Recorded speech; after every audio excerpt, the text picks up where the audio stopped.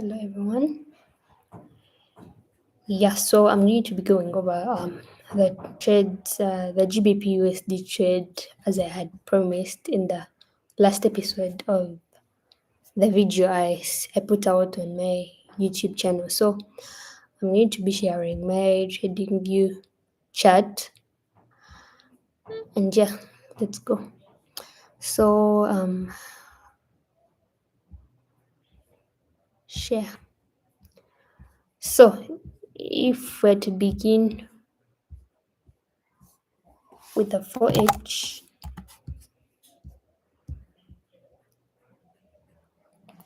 Yeah, so for the 4H, with the 4H, we can see that actually, let's begin with the daily time frame. You can see that price, the market structure, we have basically been in a bullish trend. As you can see that price has been making higher highs and low and higher lows, as you can see. So they've been in a pretty bullish trend. But then right now we can see that price is like around this point here in August. Yeah, August, around there it started accumulating a bit, and then we started going up here in September, what, and then started going down. We can also see that Euro USD, GBPUSD and Euro USD are positively correlated assets. So meaning by positively correlated, I mean that if GBPUSD is moving up, as you can see here, if it's moving up, then also Euro USD is moving down. So if GBPUSD is moving down, then Euro USD is also moving down. So basically, that's the whole idea about being positively correlated, or the correlation. But on the other hand, we have also DXY here. For the DXY, it's negatively correlated to that too. So meaning if these two are moving up, then the DXY, the dollar index, is moving down, as you can see here. These two are moving up, but the DXY is moving down. And you can see that right now, if I'm to remove these, can see clearly the market structure is like trying to shift to the opposite trend. If we are to focus on these two, on GBPUSD, we can see that price currently, the current dealing range from this low to this high here. You can see this level, this is the equilibrium, and above the equilibrium we have the premium, and price is in a premium. So in premium, we always look for sales, whereas in a discount, we are looking for buy setups. So that's what I came looking for on Thursday. But prior to Thursday, I was looking for buys because of the fundamentals. You know how the US interest rates were cut, so I was expecting a bullish GBP USD, but the technicals were saying otherwise. So I just had to follow what the technicals were saying, and then yeah. So with the SMT divergence, we can see another part of bit of correlation. Normally, when these two they reach like a certain key level, and then maybe one of the two correlated assets starts breaking correlation, it is a sign that we may have a short-term reversal to the opposite direction in which it has been moving. Like, for example, if we can see that here price has been moving up, meaning if we get this SMT divergence, then there is a chance that price can retrace to maybe the equilibrium of this price range, or even reverse to take out these lows here, we have this low here, there is sell side liquidity, sell side liquidity, sell side liquidity, sell side liquidity. But then my goal, my main target for this month or next week are these relatively equal lows, as you can see here, these two. So there is sell side liquidity above these relatively equal lows. So that's why I want to see price gravitate towards two, and maybe if it can do this and until this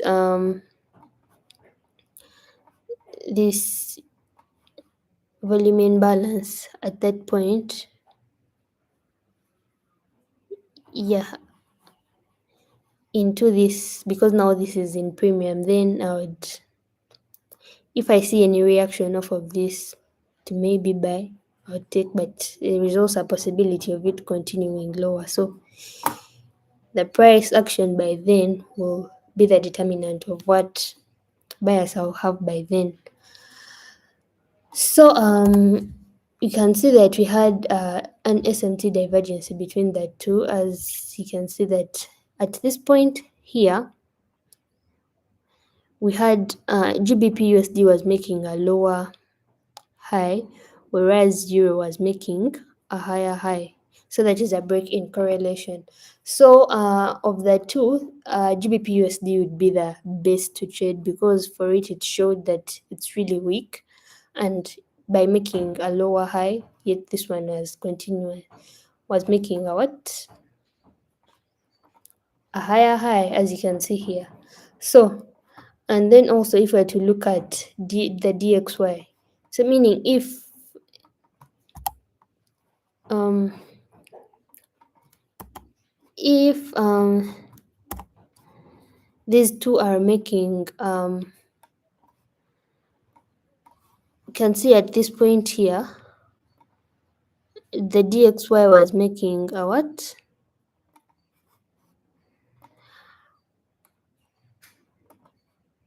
A lower low, meaning of the three. Remember, DXY is negatively correlated or inversely correlated to these two. So for it moves in the opposite direction, and we can see that here of the two, since it was making a lower low, and also Euro USD was making a higher high, meaning GBP USD was the one that broke the correlation by making a lower low. Because if the DXY is making a lower low, then we would expect these two assets to both like to be making higher highs. But in this sense, we had that GBPUSD was the one that broke correlation. So if we are to go on the forward time frame, we can see the market structure here is showing that the current market structure here, this side, it's showing that we are in a bearish market structure. We can see that if we're to even consider the current dealing range, let's assume for a moment that this price action wasn't there, this side here, and maybe this was our dealing range from this low to this high over here, to this high here. We can see that price at this point when it started shifting lower. You can see if I can draw for you the market structure shift it made here. The market structure shift it made after taking out this buy side liquidity. It was at this point here. So that is our market structure shift, or abbreviated as MSS. So we have price started respecting the premium PDRAs. As you can see, we had these consecutive up close candlesticks. So that is our bearish order block. So if I'm going to mark out the bodies using the bodies, yeah. So we have that bearish order block there. We can see that price reacted off of it, and then started going lower. We can even see that we had this fair value gap at this point here, here, And then we had this fair value gap also here. Like we can see that the PDRAs were being respected or even left untouched. Like price never came back to touch this fair value gap, and that is an indication of low resistance liquidity runs. And these are the very optimal trading conditions one would want to scale their capital. Like, if you have a setup, you add on to it, like until maybe your target is hit. Yeah, so we had this fair value gap here at this point here, and you can see that, or it's also called the CB, sell side imbalance, buy side inefficiency, because there's only sell side was delivered here, so buy side was inefficient, so price had to come back to rebalance that area of inefficiency, as you can see here. And you can see that the bodies closed like within the, because there is that concept where ICT says that the wicks do the damage but the bodies tell the story. So you can see that the bodies respected this fair value gap, so that makes it a valid, you know it held, that PDRA held price to continue lower. And then we have this is also a sell side imbalance, buy side inefficiency, or a fair value gap, or a classification of a fair value gap known as a CB. So we also had this order block right here, but it was left open, and etc. But then we are going to focus on the price action for Thursday, which was at this point, I think this was Wednesday. And let's see on the 1 hour. Yeah, so on the 1 hour we have the 25th, the midnight. Yeah, also my time is in UTC -4, or New York time, for clarity, or for easy. Yeah, so this is what we had on Thursday. This is the 1 hour. So if we are to go on the 15-minute, we can see we had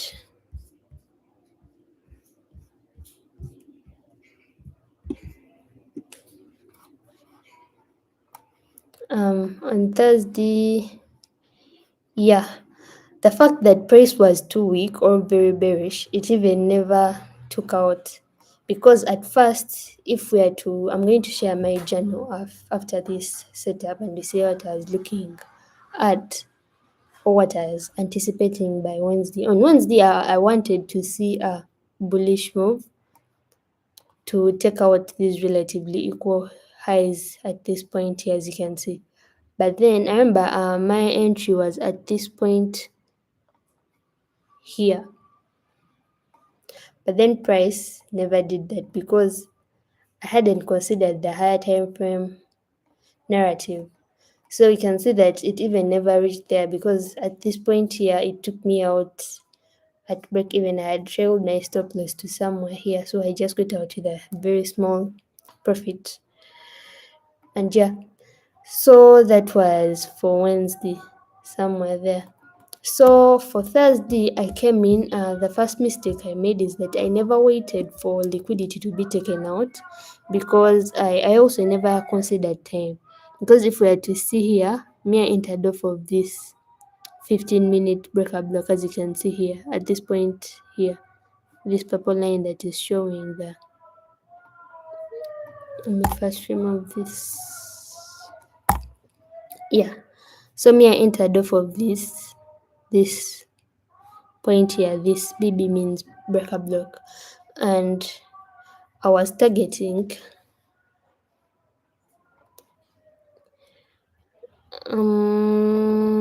at first I was targeting the previous daily low at this point, and I placed my stop loss at this point here. it would be clearer on the 5 minute. I can, because yeah. So this is what I came.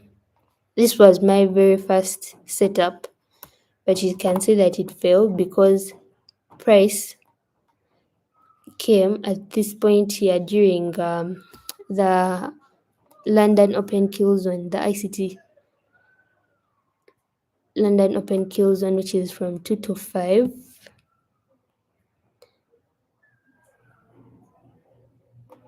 At this point here, so 2 to 5, we have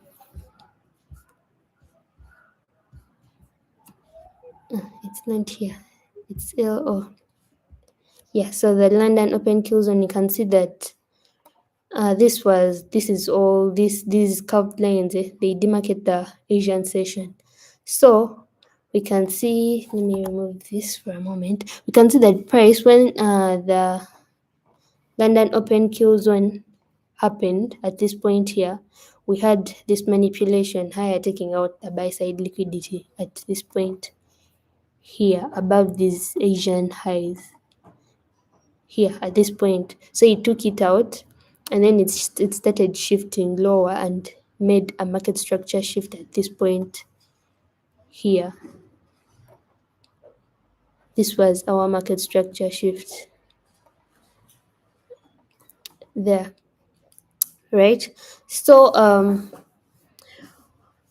we can see that the reason as to why this is the market structure shift here is because it took out this high here in this displacement high, and then it also came and took it out at this point here in this displacement lower.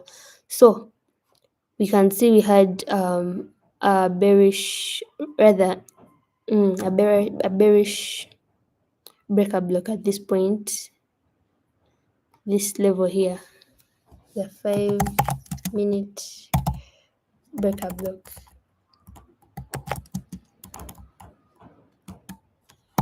5 minute BB to abbreviate it.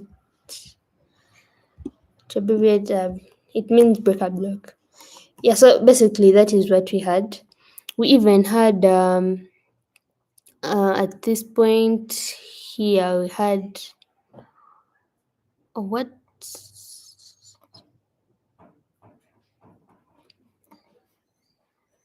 breaker block. We had this these two consecutive up close candlesticks.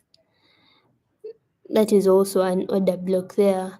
Then we also had this order block at this point here.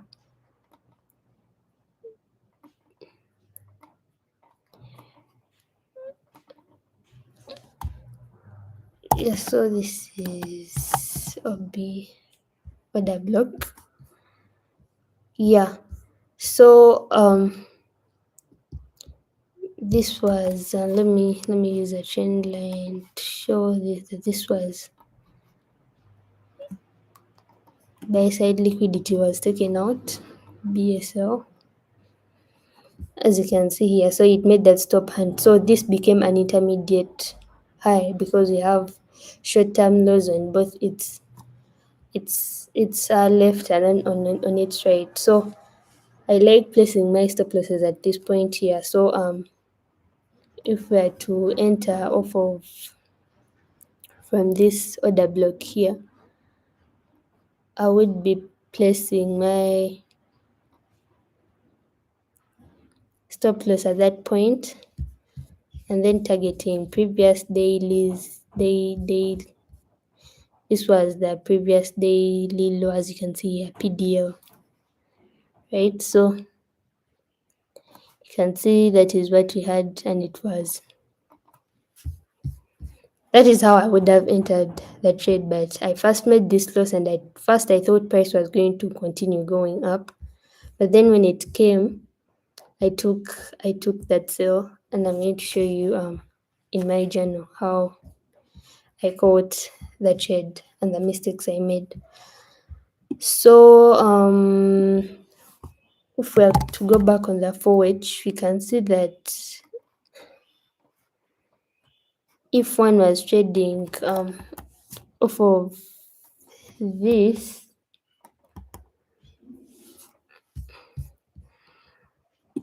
it was this candlestick right here, this 4H candlestick at 1. But then when this candlestick came in, it was like it continued going low, lower, lower, lower until this low this side. And then on Friday started like making the TGIF or that reversal to the retracement to the upper side, because price can't continuously keep going down. It at some point it will have to reverse and rather to retrace for some liquidity and then maybe continue going down if that is where it is supposed to go. So on the 15-minute can see if we are to also draw out the standard deviation points at here, since this took out, it would be from here to here.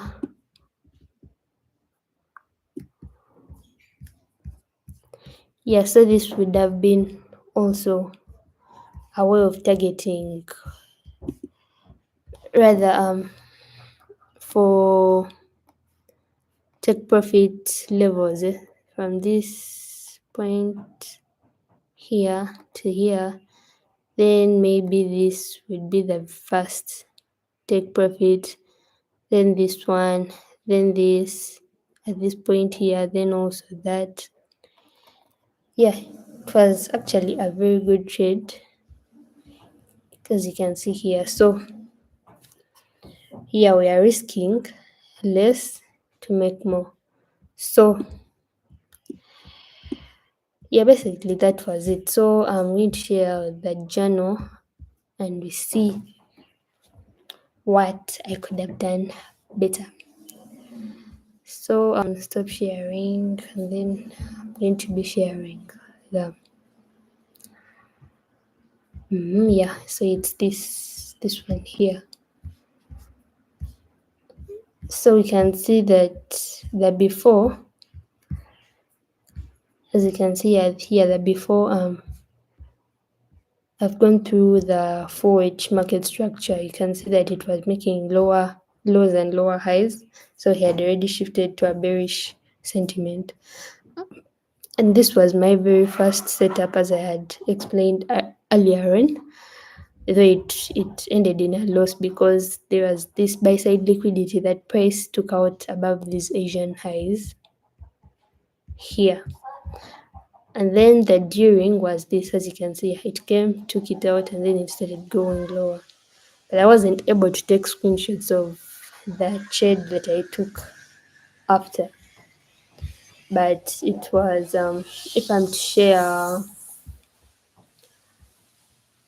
share the whole, my whole window, entire screen rather.